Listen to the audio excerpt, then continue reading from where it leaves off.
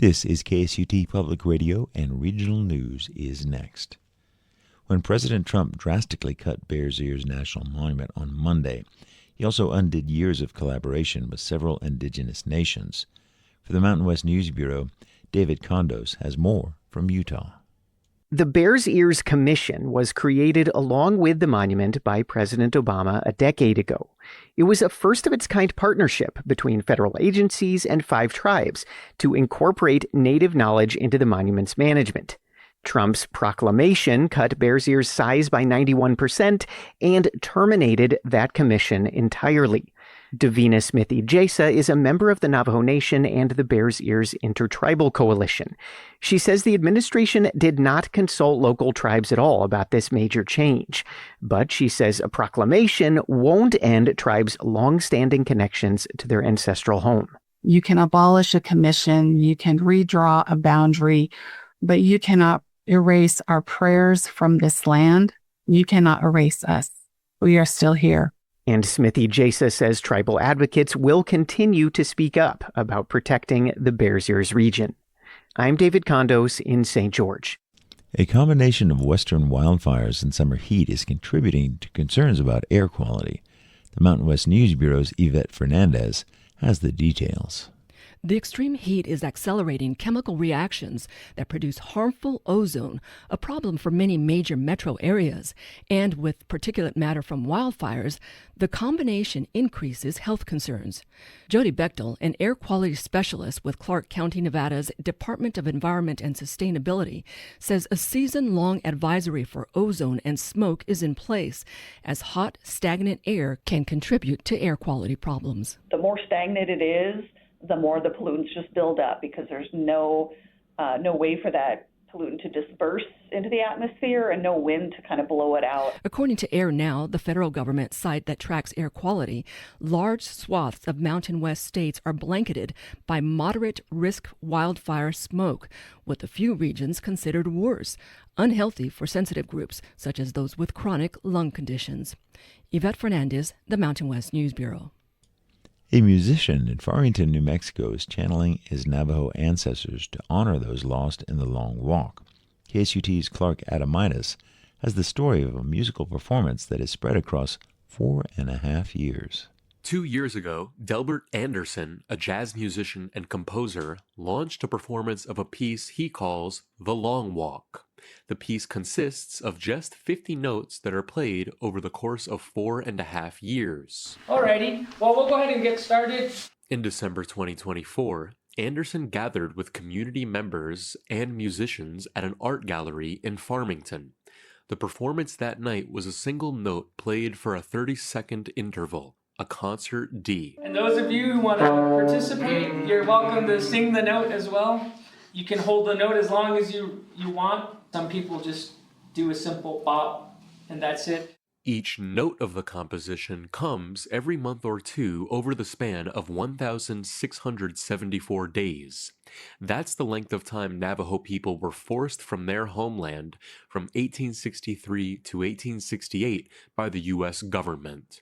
The U.S. Army used scorched earth policies to forcibly remove Navajo and Mescalero Apache people from their traditional homelands to an inhospitable outpost at Fort Sumner, New Mexico, at the center of the Bosque Redondo Indian Reservation. We thought it was just kind of a march, but they were well taken care of, and they eventually got sent back home, so what's the big deal kind of thing. So when I started seeing how our ancestors were treated, it was mind-blowing.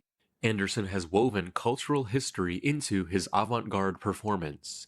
In his research, he learned Navajo people were malnourished and weren't clothed properly. They were forced to walk 450 miles to an internment camp in New Mexico. During some periods, 20 to 30 people starved each week. These are the details performers and audience members consider in the moments before and after the note is played. So, alrighty, let's go ahead and get ready. 1, 2, 3, and...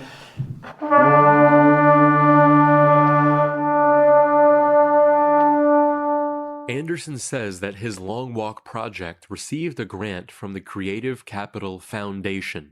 I'm going to devote 10 notes of the remaining notes that are left to the Urban Indian Relocation Act. I believe it was 1956. There was a lot of relocation of Diné people, like 10 prominent cities like Chicago, places in California, Portland.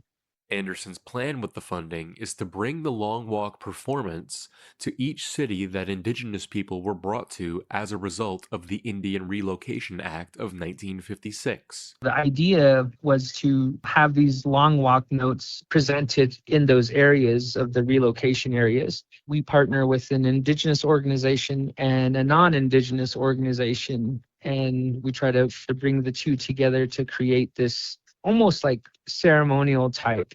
The piece's final note performance will take place at the Bosque Redondo Memorial at Fort Sumner, New Mexico in June 2028. Everything's still a go there for the June 1st, 2028 endings. I've received like many emails of people from all over the U.S. that say that they're going to attend that note. I think it's going to be a pretty big event. On July 22nd, Anderson will perform note number 29 out of 50 of the Long Walk composition.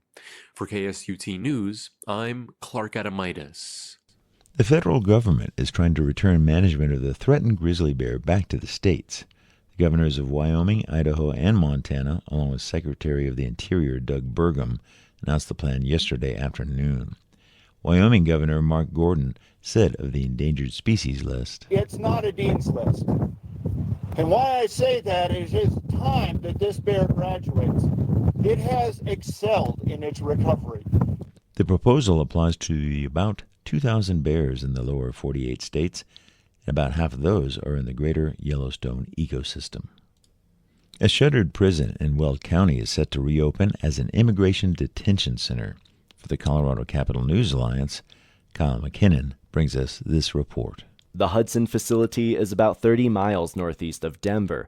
It was formerly the Hudson Correctional Facility and has been closed since 2014. The private prison company, Geo Group, has signed a 5-year contract with U.S. Immigration and Customs Enforcement, or ICE, to reopen the site. There isn't an opening date, but the lease for the so-called Big Horn facility will begin August 1st. It will hold up to nearly 1,200 detainees. Geo Group already runs Colorado's only other immigration detention facility in Aurora. State and local officials say there's little they can do to block the move. That was Kyle McKinnon reporting for the Colorado Capital News Alliance. Support for local and regional news on KSUT Public Radio is provided by the Colorado Housing and Finance Authority. Support for public policy reporting comes from the Gay and Lesbian Fund for Colorado, promoting programs designed to ensure all Coloradans have the same opportunity to thrive. More information is online at gayandlesbianfund.org. Hi, I'm Rick Holter. I moved to Pagosa Springs after years as an editor for NPR in Dallas, Culver City, and Washington. Today, the station that's locked in on my truck radio and on Alexa at home is KSUT. What's crucial to me about this station is the commitment to news, especially collaborative journalism. That means stories from Rocky Mountain Community Radio, the Mountain West News Bureau, and NPR. If that's crucial to you, too, join me as a sustaining member of KSUT. This is KUTE Ignacio, KDNG Durango, KUSW Flora Vista, and KPGS Pagosa Springs. We can also be heard in Farmington, Cortez, Mancos, Silverton, and from wherever you are, you can stream us online at ksut.org. Four Corners Public Radio, bringing you 50 years of music, news, culture, community connection, and more.